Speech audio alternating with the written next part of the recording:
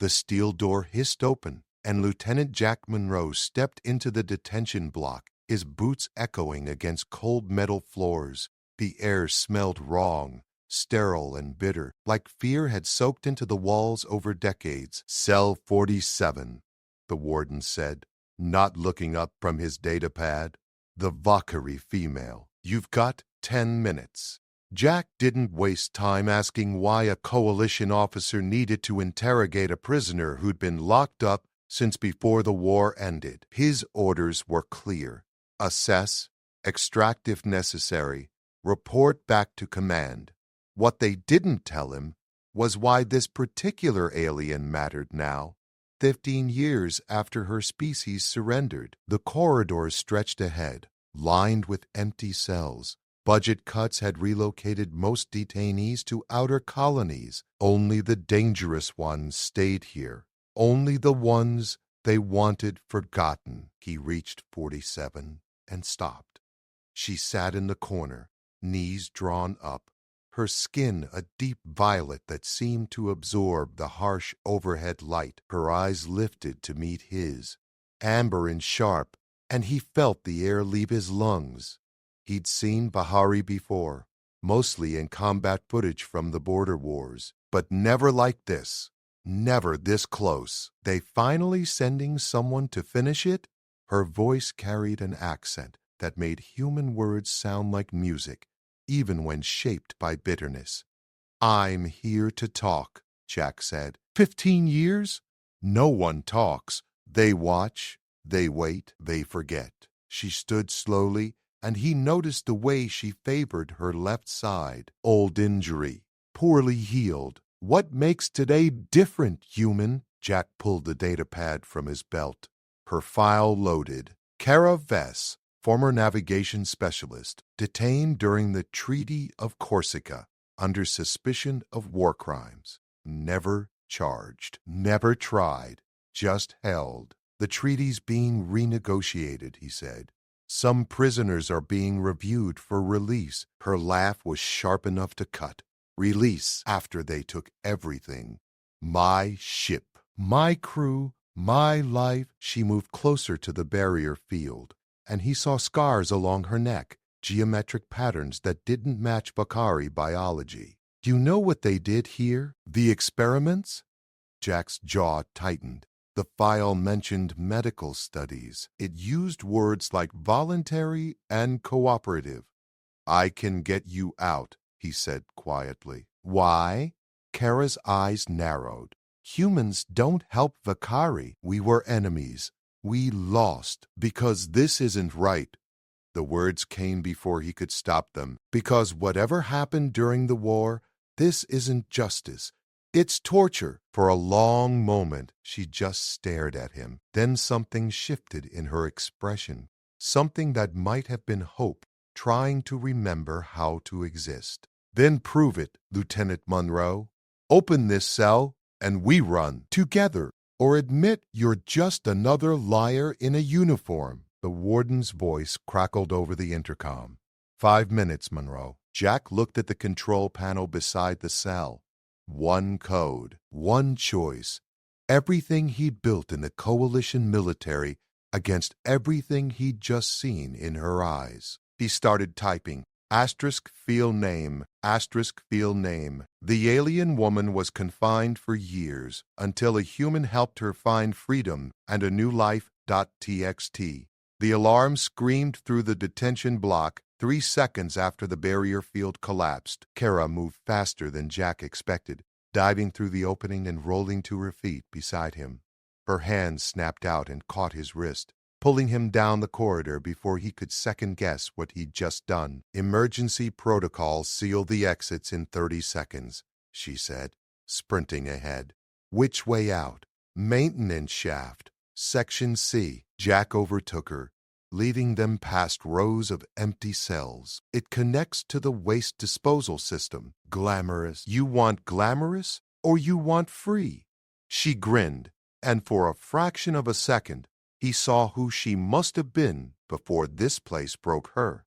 Free works. They hit the corner at full speed. 2 guards materialized from a side passage weapons rising. Jack didn't slow down. He dropped his shoulder and slammed into the first guard's chest, sending both of them crashing into the wall. Kara's legs swept up in a brutal arc, her heel connecting with the second guard's temple. The man crumpled. "Military training?" Jack gasped, grabbing the fallen guard's access card. "Navigation specialist was my cover." Kara snatched the other guard's weapon, checked the charge, then tossed it aside. "Energy signature. They'll track it." The maintenance shaft door hung 20 meters ahead. Behind them, boots thundered against meadow flooring. Voices shouted coordinates, organizing pursuit patterns Jack had helped design during his academy days. He slapped the access card against the reader. "Red light. Denied." "They blocked us out," Kara said, already scanning for alternatives. Jack pulled a small device from his pocket, something his tech specialist friend Danny had slipped him before this mission with a wink and no questions. He pressed it against the lock panel. Sparks flew. The door groaned open. They squeezed through into darkness that smelled like chemicals and rust. Jack activated his wrist light, revealing a narrow tunnel that dropped away into shadow. "Ladder or we jump?" Kara asked. The alarm pitch changed. Lockdown complete. They had minutes before security teams flooded every access point. "We climb fast." Jack swung onto the ladder, descending as quickly as the slick rungs allowed. Kara followed, her movements economical and precise despite 15 years in confinement.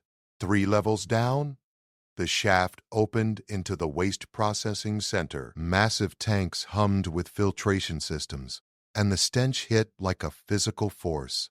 Jack led them across a catwalk, heading for the external maintenance door he'd memorized from facility blueprints. "Why risk this?" Kara's question came quiet between their footsteps. "You don't know me. You don't owe me anything." Jack didn't slow down. "I read your file. The real one, not the sanitized version. You weren't a war criminal. You were trying to prevent the attack on Kepler Station. You warned us, and your people imprisoned me for it. Some of my people are idiots." He reached the door, started working the external lock. "Some of us still believe the coalition was supposed to stand for something better." The lock clicked open. Cold night air rushed in, carrying the scent of pine and distant rain. Beyond the facility perimeter, forest stretched for kilometers before reaching the nearest settlement. "I've got transport arranged 5 clicks north," Jack said. "But we need to move now before they deploy aerial drones." Kara stepped through the door, tilting her face up toward stars she hadn't seen in 15 years. Her eyes glistened, but her voice stayed steady. "They'll court-martial you for this. Strip your rank, maybe worse." "Probably." Jack pulled the door shut behind them and destroyed the lock mechanism with 3 precise strikes from his boot heel. "But I'll sleep better than I have in months." They ran into the forest, leaving the detention facility's lights behind. Tree branches whipped past, and the ground rose and fell in uneven terrain that tested Jack's endurance. Kara moved like she'd been born to this, her body remembering freedom even after years in a cell. 2 kilometers in, she stopped abruptly. Jack nearly collided with her. "What?" "Listen." He heard it then. The high-pitched whine of engines. Not drones. Something bigger. Something that shouldn't have been able to respond this fast. Through the trees ahead, lights appeared. Not coalition white. These burned red and cold. "That's not your military," Kara whispered, and Jack heard real fear in her voice for the first time. 3 armored figures stepped into view, their weapons trained directly at Kara's chest. The lead figure's helmet retracted, revealing a face Jack recognized from intelligence briefings. Bakari, but not like Kara. These warriors wore kill markings, and their eyes held nothing but hatred. "Kara Vess," the leader said in their native language. "Traitor, you die tonight." Jack's hand moved to his sidearm, but Kara's fingers clamped around his wrist like iron. "Don't," she breathed. "You can't outshoot them." The Bahari leader stepped closer, his armor gleaming with moisture from the forest air. 15 years we searched for you, Vess. 15 years you hid behind human walls while our people suffered for your betrayal. I didn't betray anyone, Rax. Kara's voice carried steel now. All fear burned away. I tried to stop a massacre. Your massacre. You gave humans our attack coordinates. Rax's weapon hummed, charging for a kill shot. 3,000 Bakari died when their fleet was waiting for us. 3,000 warriors because you chose the enemy over your own kind. Jack's mind raced through tactical options. 3 armed hostiles, superior equipment, unknown capabilities. The odds were nightmare fuel, but Kara had survived 15 years in hell. He wasn't letting her die 30 seconds after tasting freedom. "She saved both our species," Jack said, stepping between Kara and the weapons. Kepler Station held 40,000 civilians. If that attack had succeeded, the war would have gone nuclear. Everyone loses. Rax's lip curled. A human defending Bakari honor. How appropriate. His gaze shifted back to Kara. "You always did prefer them to us." "I preferred peace to genocide," Kara shot back. "Something you never understood." The forest exploded with motion. Jack threw himself sideways, pulling Kara down as energy bolts scorched the air where they'd stood. They hit the ground rolling, separating as the Bakari warriors spread out to flank them. Jack came up firing, his sidearm cracking twice. The shots went wide, meant to distract, not kill. It bought Kara 3 seconds. She used them perfectly. She surged forward, closing distance before the nearest warrior could adjust his aim. Her elbow cracked into his throat. Then she spun and drove her knee into his weapon arm. The gun fell. She caught it mid-air and fired point-blank into his chest plate. The warrior flew backward into a tree trunk and didn't get up. "North Ridge!" Jack shouted, sprinting uphill as return fire tore through the undergrowth. Kara ran beside him, the stolen weapon blazing in controlled bursts that kept their pursuers ducking for cover. They crested the ridge and nearly ran straight off a cliff. The drop stretched 30 meters down to a river that churned white over rocks. "You said transport was 5 clicks north?" Kara gasped. "It is." This wasn't on the map. Energy bolts sizzled past Jack's head. Rax and his remaining warrior emerged from the tree line, weapons raised and fury written across their faces. "End of the line, traitor," Rax called. "Jump and die on the rocks, or stand and die with honor." Kara looked at Jack. "Can you swim? In that, we'll get torn apart?" "Better odds than here." She grabbed his hand. "Trust me." They jumped. The fall lasted forever and no time at all. Wind screamed past Jack's ears, and then the river hit like concrete, cold punched into his lungs, and current grabbed him with crushing force. He tumbled through darkness and foam, completely disoriented, survival instinct screaming as water filled his nose and mouth. Something solid caught his collar. "Kara." She pulled him toward calmer water near the bank, her strength shocking for someone who'd been imprisoned so long. They dragged themselves onto muddy shore, coughing and shaking. "You good?" Kara asked. Jack nodded, unable to form words yet. Above them, Rax appeared at the cliff edge. He stared down, weapon lowering slowly.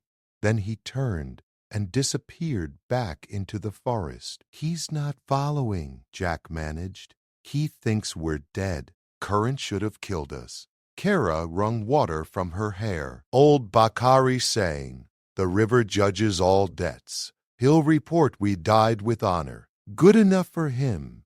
They sat in silence for a moment, catching their breath. Then Jack started laughing, a slightly hysterical sound that he couldn't quite control. "What?" Kara asked. I broke you out of prison, got declared a deserter by my own military, got hunted by alien assassins, and nearly drowned in a freezing river. He shook his head. This is the worst rescue mission in Coalition history. Kara's smile came slow but genuine. Or the best. I'm still breathing. Jack pulled out his waterlogged communicator and swore. Dead. Transport's 3 clicks that way, but I can't signal them. We walk. They started moving through the forest, exhaustion settling into their bones, but adrenaline still providing enough fuel to keep going. The terrain leveled out, and moonlight filtered through the canopy. Why'd you really do this? Kara asked after a long silence. The truth, Jack considered lying, offering something noble about justice or duty. But she deserved better. My sister died on Kepler's station, he said quietly. She was visiting friends when the evacuation order came. Made it to a transport just before the Bakari fleet arrived. If you hadn't warned us, if we hadn't been ready, she'd be gone. He met Kara's eyes. I owe you her life. Figured it was time to pay that debt. Kara stopped walking. I never knew, the file didn't say. Files never say what matters.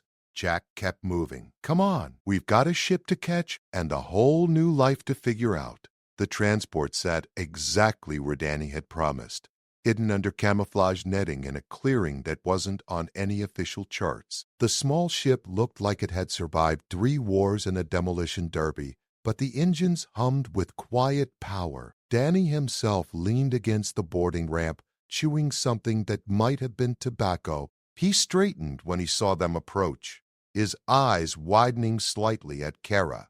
You didn't mention you were breaking out of Akari, he said to Jack. You didn't ask for details. Fair point. Danny extended a hand to Kara. Danny Cortez, professional bad influence and getaway driver. Kara shook it cautiously. You help fugitives often? Only when they deserve it. Danny's grin faded as he looked at Jack. You know there's already a warrant out? Coalition Command is calling you a traitor. They're offering serious money. Jack had expected this, but hearing it still hit hard. 20 years of service gone in one night. How serious? Enough that half the bounty hunters in 3 sectors are probably scrambling coordinates right now. Danny gestured toward the ship. We need to move. I've got a route planned through the fringe territories. No coalition jurisdiction. No extradition treaties. They boarded quickly. The interior was cramped but functional, with enough supplies for a month if they rationed carefully. Danny took the pilot's seat while Jack and Kara strapped into the passenger bay. The ship lifted with a shudder that made Jack's stomach drop. Then they were rising through the atmosphere, leaving the prison facility and the forest and everything Jack had known behind. Destination? Danny called back. Good question. Jack looked at Kara. Where do you want to go? She stared out the viewport at the stars appearing as they broke through cloud cover. I don't know. I haven't had choices in 15 years. Her voice went quiet. My family probably thinks I'm dead. My friends definitely do. The Vakari Empire won't take me back after what Rax said, and humans just spent a decade and a half torturing me. Not all humans, Jack said. No. She looked at him. The ship lurched suddenly. Warning klaxons blared through the cabin. We've got company, Danny shouted. 2 coalition patrol ships. Intercept course. They're hailing us. Jack unbuckled and moved to the cockpit. The display showed 2 sleek vessels closing fast, their weapon systems live but not targeting yet. This is Coalition Patrol 79er, a voice crackled over comms. Unidentified vessel, cut engines, and prepare for boarding. You are carrying a fugitive wanted for aiding an enemy combatant. Enemy combatant? Kara appeared behind Jack, her face tight with anger. The war ended 15 years ago. Tell that to the bureaucrats. Jack grabbed the comm. Patrol 79er. This is Lieutenant Jack Monroe. The prisoner you're referring to was illegally detained without trial. I'm exercising Coalition Charter, Article 12, Protection of Civilians from Unlawful Imprisonment. Silence. Then, Monroe, you're not a lawyer. Power down now or we open fire. Danny's hands flew over controls. I can outrun them, but not for long, and definitely not if they start shooting. Jack's mind raced. 2 patrol ships meant at least 8 trained soldiers, plus superior firepower. Fighting was suicide. Running might buy them an hour. Surrendering meant Kara went back to that cell, and he went to a military prison for the rest of his life. There's a third option, Kara said quietly. She moved to the weapons console, her fingers dancing across controls like she'd been born to them. This ship has offensive capabilities, yes? Some, Danny admitted. Nothing compared to patrol vessels. Don't need to destroy them. Just disable. Kara pulled up targeting systems. Their sensor arrays are vulnerable at the connection point between hull sections. One clean shot, they go blind for 15 minutes. Plenty of time to jump to hyperspace. You can make that shot? Jack asked. I was a navigation specialist. I plotted attack runs for Vakari warships. Her smile was sharp. I know exactly where human vessels are weakest. The patrol ships were closing, weapons charging. Jack had seconds to decide. Do it, Kara fired. The pulse shot out, precise as surgery. It struck the lead patrol ship exactly where she'd aimed. The vessel's lights flickered, and it started drifting as its systems rebooted. Second ship incoming, Danny warned. Kara adjusted and fired again. Another perfect hit. Both patrol ships were now floating dark, crews probably scrambling to restore power. Hyperspace, jump in 10 seconds, Danny announced, already calculating coordinates. Everybody hold on to something. The ship shuddered as the engines built charge. Through the viewport, Jack saw the patrol vessels beginning to recover, but too slowly. Jump! Reality twisted. The stars stretched into lines, and then they were gone, hurtling through hyperspace toward the fringe territories and whatever came next. Jack slumped into a seat, adrenaline finally crashing. Kara sat beside him, looking equally drained. We just attacked coalition vessels, Jack said. That's not desertion anymore. That's open rebellion. Is it different than what you already did? Legally, very. He laughed without humor. Practically, we're equally screwed either way. Kara was quiet for a moment. Then, thank you for all of this, for risking everything. Don't thank me yet. We're homeless, hunted, and headed into territory where the only law is whoever has the biggest gun. Jack met her eyes. Your new life might not be much better than the old one. It has one thing the old one didn't, Kara said softly. What's that? Choice. And someone who believes I'm worth saving. She stood, heading toward the small crew quarters. That's more than I've had in a very long time. Jack watched her go, then looked out at the swirling colors of hyperspace. Somewhere behind them, the coalition was mobilizing. Somewhere ahead, the unknown waited. Danny appeared from the cockpit. You know there's no going back, right?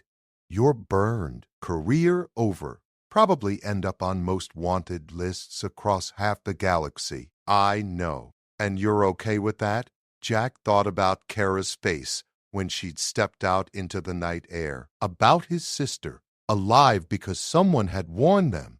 About 15 years, stolen from someone who tried to do the right thing. Yeah, he said. I'm okay with that. The fringe station called itself Haven, which Jack thought was generous, considering the rust, flickering lights, and the smell of unwashed bodies mixed with recycled air. But it had one critical feature: no questions asked and no cooperation with coalition authorities.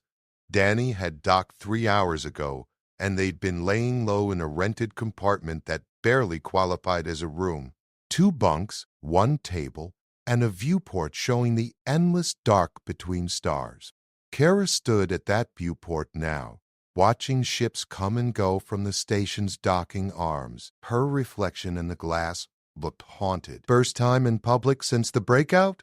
Jack asked, bringing her a ration pack that smelled vaguely like chicken. "First time around people who aren't guards or scientists in 15 years. She took the food, but didn't eat. I forgot how loud the universe is." The station thrummed with life. Traders shouting deals, engines firing, music bleeding through thin walls from a dozen different establishments. After years of silence broken only by footsteps and alarm klaxons, Jack imagined it must feel overwhelming. "Danny's making contact with some people who can get us new identification," he said. "Fake credentials, work permits, the whole package. Enough to disappear properly." "And then what?" Kara finally looked at him. "We run forever? Live under false names in places like this?" Jack didn't have a good answer. He'd been a soldier his whole adult life, trained to follow orders and complete missions. This aimless existence felt wrong, like walking without ground beneath his feet. A knock rattled their door. Jack's hand went to his weapon, but Danny's voice called through, "It's me, and I brought company." Jack opened the door carefully. Danny stood there with a woman Jack had never seen before. She was older, maybe 60, with gray hair tied back and eyes that had seen too much. She wore civilian clothes, but something about her posture screamed military. "This is Captain Helen Marks," Danny said, "retired Coalition Special Operations. She wants to talk." "About what?" Jack asked, not lowering his guard. Helen pushed past them into the room, her gaze sweeping over Kara with professional assessment. "About the fact that you're not the only ones who think the Coalition has lost its way." Kara tensed. "Your Coalition. Why should we trust you?" "Was Coalition," Helen corrected. Past tense. I resigned 6 months ago when I found out what they were doing in those detention facilities. She pulled out a data pad and tossed it on the table. "I've been gathering evidence, testimonies, medical records, proof of illegal experimentation on Vakari prisoners." Jack picked up the datapad and started scrolling. What he saw made his stomach turn. Photos of surgical scars, chemical test results, mortality rates that couldn't possibly be accidental. "Why show us this?" he asked. "Because you got one person out. I want to get all of them out." Helen's voice was hard as steel. "There are 47 Vakari still in detention facilities across Coalition space, all of them held without trial, all of them being used as lab subjects for bioweapon research." Kara grabbed the datapad, her hands shaking as she read. "Bioweapons? They're trying to make weapons from our biology? From your regenerative capabilities specifically." Helen sat down uninvited. "The Coalition wants to create super soldiers who can heal from anything. They've been trying for 12 years. So far, all they've managed is to torture innocent people." Jack felt rage building in his chest. "The war is over. This violates every treaty we signed." "The war is over on paper," Helen said, "but some people in power think it's just intermission. They're preparing for round 2, and they don't care who they hurt to get ready." Kara set down the datapad, her face unreadable. "And you think we can stop this? A disgraced soldier, a traumatized prisoner, and a retired officer? No!"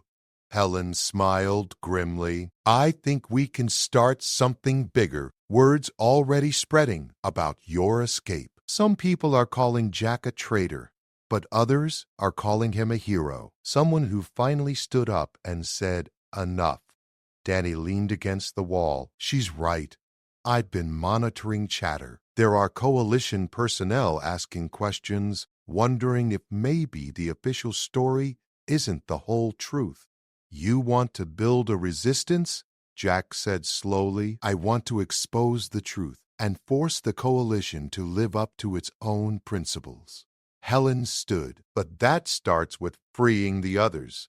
I've got intelligence on the facilities, guard rotations, security protocols. What I don't have is someone crazy enough to actually break in. She looked at Jack. Interested? Jack glanced at Kara.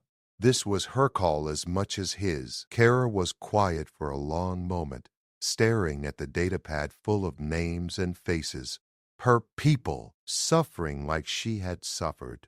The facility on Arcturus Station, she said finally. I knew someone who was transferred there, Mira Than. She was a medic, civilian, never even served in the war. They took her because she understood Valkyrie physiology. Arcturus is on the list, Helen confirmed. 8 prisoners, medium security, but it's deep in coalition territory. Very risky. Everything we've done is risky. Kara looked at Jack. You already saved me. You don't owe anyone else anything.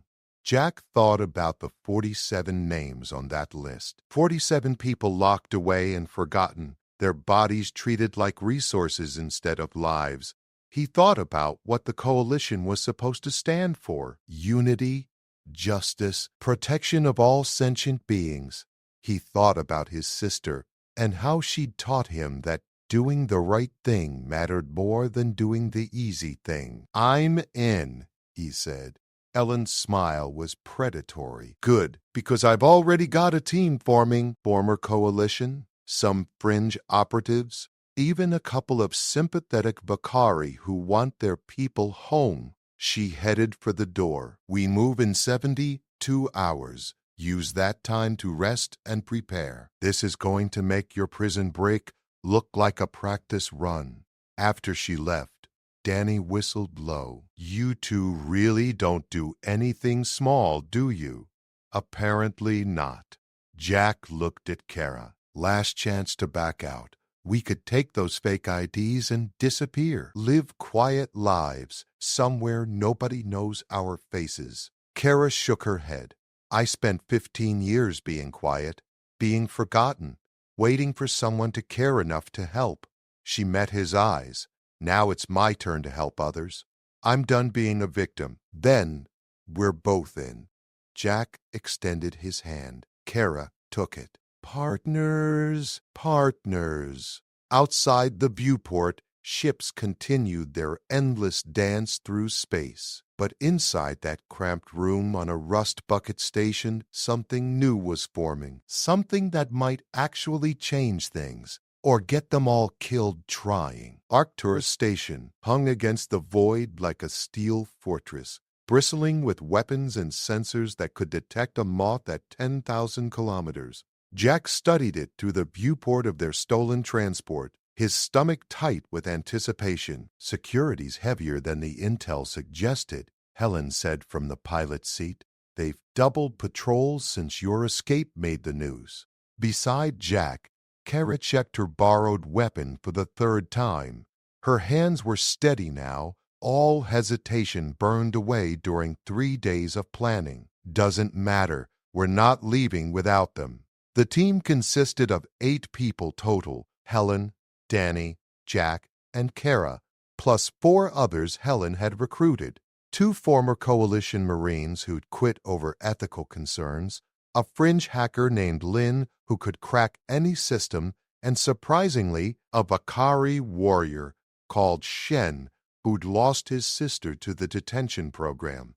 Approach vector confirmed, Lin announced from the communications station. Using the medical supply ship's credentials, we've got 20 minutes before shift change reveals the real transport is still docked at the refueling depot. 20 minutes to dock, breach, extract 8 prisoners, and escape before the entire coalition fleet descended on them. Simple. The transport settled into the docking clamp with mechanical precision. Jack pulled on his helmet, checking the seals. The plan required them to move like they belonged here, at least until they reached the detention level. They walked out in formation, Jack and Helen leading with forged credentials ready. The docking officer barely glanced at them before waving them through. Overconfidence. The coalition had gotten comfortable, believing their own propaganda about perfect security. They made it 2 levels down before alarms started screaming. "Someone figured it out," Danny said, already running toward the detention block. 30 seconds before lockdown. The team sprinted through corridors, weapons drawn now, pretense abandoned. 2 guards appeared ahead, surprised but reaching for their sidearms. Shen moved like lightning, disarming both before they could fire. They kept moving. The detention block doors loomed ahead, sealed and flashing red. Lin worked frantically at the control panel, while the others formed a defensive perimeter. "Almost got it," she muttered. "Just need to bypass the secondary encryption and—" The door hissed open. They poured through into a scene that made Jack's blood freeze. The cells here weren't like where Kara had been held. These were medical labs, with Bakari prisoners strapped to tables, tubes running from their bodies to machines that hummed with sickening purpose. "Get them out," Helen ordered. "Now." Jack and Kara ran to the nearest cell, breaking the locks and disconnecting equipment with desperate speed. The Vakari woman on the table gasped as freedom hit her, her eyes wild and unfocused. "Mira?" Kara breathed, recognizing her friend despite the scars and weight loss. "Kara." Mira's voice was barely a whisper. "You're dead. They said you were dead." "Not dead, just free." Kara helped her sit up. "And we're getting you out." The team worked with brutal efficiency, breaking open all 8 cells and helping prisoners who could barely walk after years of immobility. Shen found his sister among them, alive but unconscious. He lifted her gently, his expression promising violence for anyone who tried to stop him. "Hostiles incoming!" one of the Marines shouted from the doorway. "Full security team, heavy weapons!"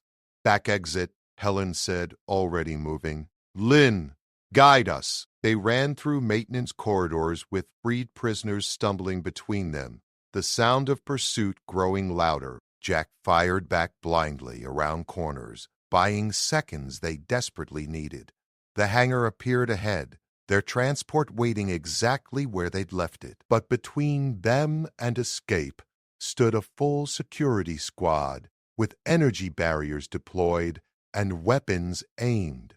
"Surrender now," the squad leader demanded. "There's no escape." Jack looked at Kara, at the freed prisoners, at his team. They'd come so far, lost so much. He wasn't stopping now. "Shen," he said quietly, "can you fly this thing?" The Vakari warrior nodded once. "Then everyone get on board. Helen, Danny, Marines with me. We buy them time." "Jack, no," Kara started. "Someone has to hold them off."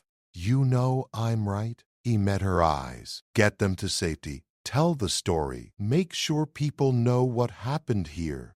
For a moment, he thought she'd argue. Then she grabbed his face and kissed him, fierce and quick. "Don't you dare die," she said. Then she was running, helping Mira onto the transport, while Shen carried his sister aboard. The engines fired up with a roar. Jack and his team opened fire, forcing the security squad to take cover. Energy bolts filled the air, turning the hangar into a war zone. One of the Marines went down with a shot to the shoulder. Danny pulled him to cover, returning fire with grim determination. The transport lifted off, wobbling as Shen fought unfamiliar controls. Security fire focused on it now, trying to disable the engines before it could escape. "Cover the ship!" Helen shouted. They poured everything they had into suppressing fire, making the security team choose between accurate shots at the transport or staying alive. The ship lurched toward the exit, scraping against the hangar door but pushing through. Then it was gone, vanishing into the black, with 8 freed souls and 1 determined Vakari woman. Jack felt something hit his side, hot and sharp. He stumbled, but kept firing until his weapon ran dry. "Fall back," Ellen ordered, dragging him toward an emergency shuttle. They barely made it aboard before collapse, the tiny ship launching on automatic protocols as Coalition reinforcements flooded the hangar. Danny piloted them into a debris field where sensors couldn't track, and they drifted there for hours, running silent while search parties swept past. When they finally limped into Haven Station 3 days later, Kara was waiting at the dock. She ran to Jack before he'd even cleared the ramp, and he caught her in his arms, despite the injury that made him wince. "You made it," she said. "Told you I wasn't dying." He smiled through the pain. The others? Safe. Ellen's network got them to a sanctuary world beyond Coalition reach. Mira's recovering. Shen's sister woke up. Kara's voice cracked slightly. "They're free, Jack. Actually free." Around them, Haven Station continued its chaotic existence. But something had changed. Word of the rescue had spread. More people were asking questions. More Coalition personnel were beginning to doubt. One rescue had become 8. 8 might become 47. 47 might change everything. Jack looked at Kara, at this woman he'd freed from a cell, who'd become so much more than a mission. Partner, friend, something deeper he was only beginning to understand. "So what now?" he asked. Kara's smile was fierce and full of hope. "Now we keep going. We free the others. We fight until the Coalition remembers what it's supposed to stand for." She took his hand. "Together." "Together," Jack agreed, and somewhere in the vast darkness of space, freedom rang like a bell that couldn't be unrung.